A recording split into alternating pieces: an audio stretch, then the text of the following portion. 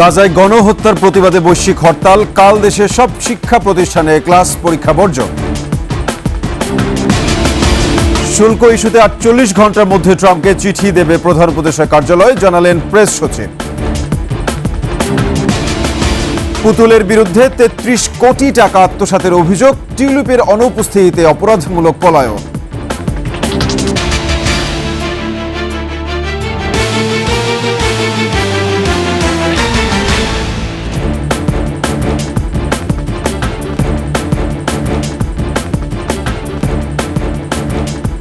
শুনছিলেন সংবাদ শিরোনাম, আমন্ত্রণ রাতের 21 সংবাদের সাথে আছি আমি সাব্বির আহমেদ। দর্শক, 21 টেলিভিশনের সংবাদ একই সাথে সরাসরি দেখতে পাবেন আমাদের ফেসবুক পেজ www.facebook.com/2124 অনলাইনে।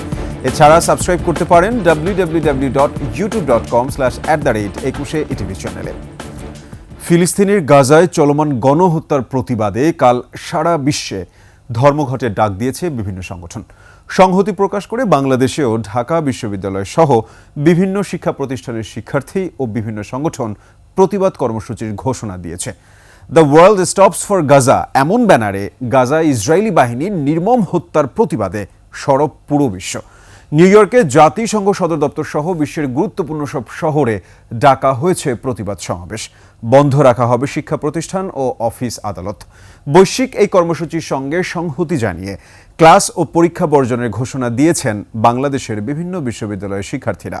কেন্দ্রীয়ভাবে ঢাকা বিশ্ববিদ্যালয়ের রাজু ভাস্কর্যে বিকেল 4টায় বিক্ষোভ সমাবেশ হবে।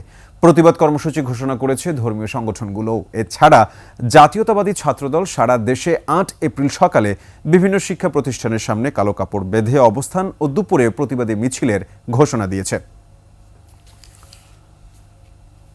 যুক্তরাষ্ট্রের বাজারে বাংলাদেশি পণ্যের উপর বাড়তি শুল্ক কমাতে প্রেসিডেন্ট ডোনাল্ড ট্রাম্প ও ইউএসটিআর বরাবর চিঠি দেবে প্রধান উপদেষ্টার কার্যালয়।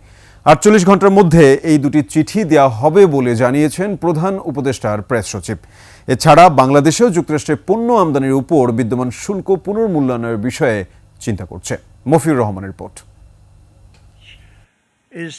বাংলাদেশি পণ্যের উপর যুক্তরাষ্ট্র নতুন করে 37% শুল্ক আরোপ করেছে। এই নিয়ে অর্থ উপদেষ্টার নেতৃত্বে সরকারের উচ্চ পর্যায়ের বৈঠক হয় সচিবালয়ে। বৈঠক শেষে অর্থ উপদেষ্টা বলেন, যুক্তরাষ্ট্রের সাথে বাণিজ্য বাড়াতে চায় বাংলাদেশ। অফিসিয়াল রেগুলেটরি অনেক রকম সুবিধা অসুবিধা থাকে, সেগুলি যাতে কোনো আমেরিকান ব্যবসায়ীদের এগুলির সম্মুখীন না হয়। পরিকল্পনা ও বাণিজ্য উপদেষ্টা বলেন, পুনর্মূল্যায়ন করা হবে মার্কিন পণ্যের উপর বিদ্যমান শুল্ক। যুক্তরাষ্ট্র একটা বড় বাজার, সেটা যাতে রক্ষা পায়, আমাদের প্রতিযোগিতা শক্তি যাতে আরো বাড়ানো যায়, যাতে আমরা অন্যান্য দেশের সাথে প্রতিযোগিতায় টিকে থাকতে পারি। আমাদের ট্যারিফ রিলেটেড বা মানে নন ট্যারিফ ব্যারিয়ারের যে প্রতিবন্ধকতাগুলো রয়েছে, পুনর্মূল্যায়ন করার একটা পদক্ষেপগুলো নিচ্ছি। ব্যবসায়ীরা বলেন, শুল্ক আরোপের পর সরকারের গৃহীত পদক্ষেপে তারা সন্তুষ্ট। বিজনেস কমিউনিটির সঙ্গে আমাদের যে আলোচনা হয়েছে, সেখানে আমরা সকলে একই সমতলে আছি। গার্মেন্ট বোধহয় একমাত্র প্রোডাক্ট যেগুলো আমাদের এক্সপোর্ট বাস্কেটে রয়েছে, এটা ঠিক তা না। আমাদের একটা স্বস্তির জায়গা আজকে তৈরি হয়েছে যে সরকারের যে সুনির্দিষ্ট একটা পরিকল্পনা আছে। পরে প্রধান উপদেষ্টার প্রেস সচিব বলেন, প্রেসিডেন্ট ট্রাম্প ও ইউএসটিআর বরাবর শুল্ক পুনর্মূল্যায়নের বিষয়ে 2টি চিঠি দেওয়া হবে। 2টা চিঠি আগামী 48 ঘন্টার মধ্যে যাবে।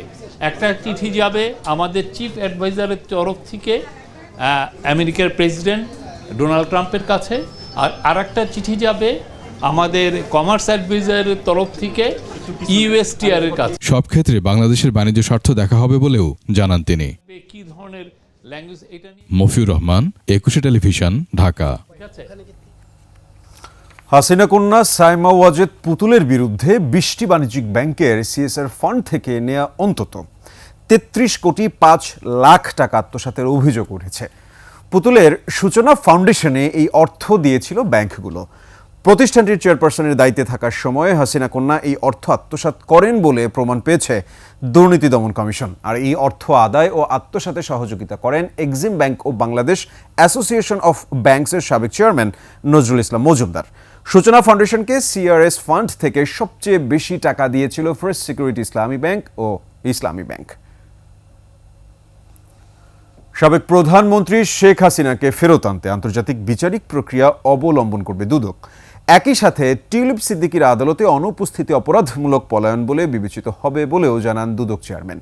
সাবেক পররাষ্ট্রমন্ত্রী হাসান মাহমুদের বিরুদ্ধে মানি লন্ডারিংয়ের 2টি মামলা হয়েছে। একই সঙ্গে অনুসন্ধান করা হবে ক্রিকেটার সাকিব আল হাসানের দুর্নীতির বিষয়েও। আদিত্য মামুনের রিপোর্ট। দুদকের নতুন কমিশনের ৭৬ কর্মদিবসে অর্জন ও সাম্প্রতিক সময়ে আলোচিত ঘটনাসমূহ নিয়ে এই সংবাদ সম্মেলন। ব্রিটেনে দুর্নীতির অভিযোগ উড়িয়ে দিতে পারেননি বলেই টিউলিপ সিদ্দিক পদত্যাগ করেছেন উল্লেখ করে কমিশনের চেয়ারম্যান বলেন, চিঠি লিখে মামলার নিষ্পত্তি হবে না, বরং আদালতেই মামলার পরিণতি নির্ধারণ হবে।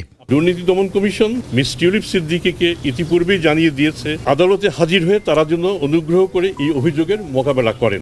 সাবেক প্রধানমন্ত্রী শেখ হাসিনার নামে দুদকে মামলা থাকায় তাকে ফেরাতে আন্তর্জাতিক বিচারিক প্রক্রিয়া অবলম্বন করার কথাও জানায় দুদক।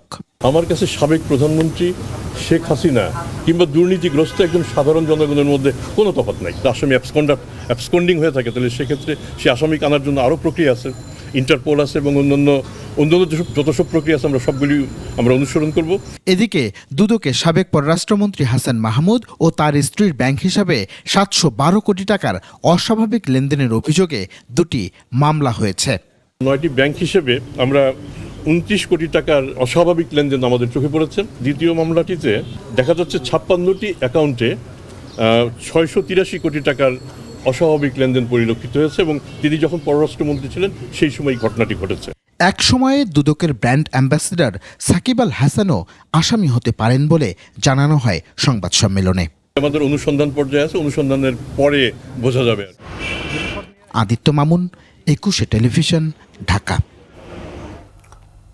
ইসলামী ব্যাংকের এমডি মোহাম্মদ মনিরুল মৌলাকে অবশেষে 3 মাসের বাধ্যতামূলক ছুটিতে পাঠানোর সিদ্ধান্ত নিয়েছে ব্যাংকটির পরিচালনা পর্ষদ। জানা যায়, বহিঃনিরীক্ষকের অডিটে বিভিন্ন অনিয়ম জালিয়াতিতে তার সম্পৃক্ততা পাওয়া গেছে। 2017 সালে ইসলামী ব্যাংক দখল করে এস আলম গ্রুপ। বিভিন্ন উপায়ে ব্যাংকটি থেকে 91,000 কোটি টাকা বের করে নেয়ার তথ্য উঠে এসেছে নিরীক্ষীয়। এস আলম ইসলামী ব্যাংক দখল নেয়ার পর ব্যাংকটিতে প্রভাবশালী হয়ে ওঠেন মনিরুল মৌলা। দ্রুততার সঙ্গে তাকে পদোন্নতি দিয়ে প্রথমে অতিরিক্ত ব্যবস্থাপনা পরিচালক, পরে 2020 সালের ডিসেম্বরে এমডি নিয়োগ দেয়া হয়।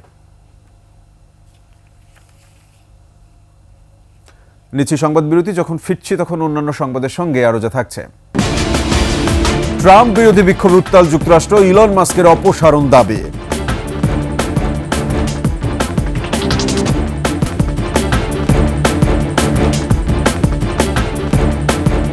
আমন্ত্রণ আবারও রাতের 21 সংবাদে। মিয়ানমারে ভূমিকম্পে বাংলাদেশ সশস্ত্র বাহিনীর নেতৃত্বে উদ্ধার ও চিকিৎসা কার্যক্রম চলছে টানা 2য় সপ্তাহে।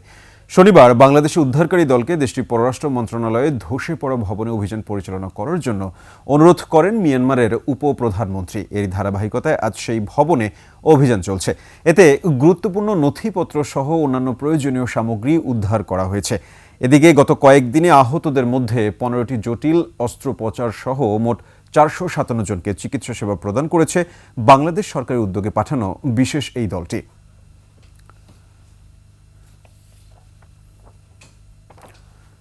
প্রায় 2.5 মাস আগে চুলার আগুনে পুড়ে যাওয়া মাগুরার 7 বছরের শিশু ফাতেমা এখন অনেকটাই ভালো। জাতীয় বার্ন ইনস্টিটিউটে চিকিৎসাধীন শিশুটির চিকিৎসার সব ব্যয় বহন করছেন বিএনপির ভারপ্রাপ্ত চেয়ারম্যান তারেক রহমান। বিস্তারিত তঞ্জিলা তাসনিমের রিপোর্টে। দরিদ্র পরিবারের সন্তান 7 বছরের শিশু ফাতিমা। চুলার আগুনে পুড়ে যায় তার শরীরের 20%। এ অবস্থায় প্রথমে তাকে মাগুরা সদর হাসপাতালে ভর্তি করানো হয়, পরে উন্নত চিকিৎসার জন্য আনা হয় জাতীয় বার্ন ইনস্টিটিউটে। গত জানুয়ারিতে এখানে ভর্তির পর থেকে চিকিৎসা চলছে ফাতিমার। এ পর্যন্ত 3টি অপারেশন করা হয়েছে এবং আরও একটি বাকি। মোহাম্মদপুর হাসপাতালে নেছে, সেই জায়গাতে চিকিৎসা না করতে পারে আমাদের ওই জায়গা মানুষজন আমাদেরকে ঢাকা পাঠাইছে। আমার মেয়ে আগেছে অনেক সুস্থ আছে, আশা করি অল্প দিনের মধ্যে এটা ভালো হয়ে গেলে। সামাজিক যোগাযোগ মাধ্যম থেকে ঘটনাটি জানতে পারেন বিএনপির ভারপ্রাপ্ত চেয়ারম্যান তারেক রহমান। পরে তিনি এই শিশুর চিকিৎসার দায়িত্ব গ্রহণ করেন। বিএনপির ভারপ্রাপ্ত চেয়ারম্যান তারেক রহমান সাহেব আমাদেরকে নির্দেশনা দেয় বাচ্চাটা এবং বাচ্চার পরিবারের পাশে থাকার জন্য। আমরা তখনই অ্যাম্বুলেন্স পাঠিয়ে বাচ্চাটাকে ঢাকায় এনেছি। ঢাকায় আনার পরে ট্রিটমেন্ট চালিয়ে যাচ্ছি। এইটা দীর্ঘ 2.5 মাস যাবৎ এই বাচ্চা ফাতেমার ট্রিটমেন্ট চলতেছে। আশা করি এখন বাচ্চাটা অনেক ভালো অবস্থায় আছে। বিভিন্ন ক্রাইসিসে ভুগতেছে, তাদের পাশে আমাদের মানবিক নেতা বিএনপির ভারপ্রাপ্ত চেয়ারম্যান তারেক রহমান সাহেব অতীতে ছিল, এখন আছে, ভবিষ্যতেও থাকবে। দ্রুত সুস্থ হয়ে বাড়ি ফিরে যেতে পারবে ফাতিমা, এমন আশা চিকিৎসকদের। তানজিলা তাসনিম, 21 টেলিভিশন, ঢাকা। এই সাথে শেষ করছি রাতের 21 সংবাদ। যাবার আগে সংবাদ শিরোনামগুলো আরও একবার। গাজায় গণহত্যার প্রতিবাদে বৈশ্বিক হরতাল, কাল দেশের সব শিক্ষা প্রতিষ্ঠানে ক্লাস পরীক্ষা বর্জন। শুল্ক ইস্যুতে 48 ঘন্টার মধ্যে ট্রাম্পকে চিঠি দেবে প্রধান উপদেষ্টার কার্যালয়, জানালেন প্রেস সচিব। পুতুলের বিরুদ্ধে 33 কোটি টাকা আত্মসাতের অভিযোগ, টিউলিপের অনুপস্থিতিতে অপরাধমূলক পলায়ন।